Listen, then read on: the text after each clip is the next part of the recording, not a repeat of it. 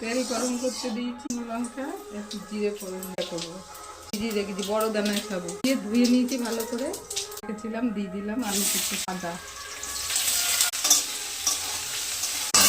পাতা দিয়ে দিলাম, ডাল ভিজিয়ে রেখেছিলাম দিয়ে দিলাম,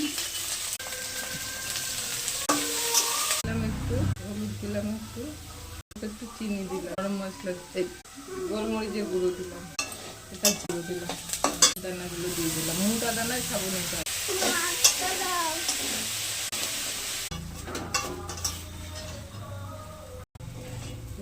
হয়ে গেছে প্রায়, এবার নামিয়ে দেবো। যারা একাদশী করে তারা এভাবে করে খেলি ভালো লাগে। সাবু ভাজা, সাবুই নিতে হবে, দিয়ে দেবো। ঠান্ডা হলে একদম ঝরঝরে, এরকম ঝরঝরে হয়ে গেছে। এটা করে খেয়ে দেখবেন একবার, ভালো লাগবে।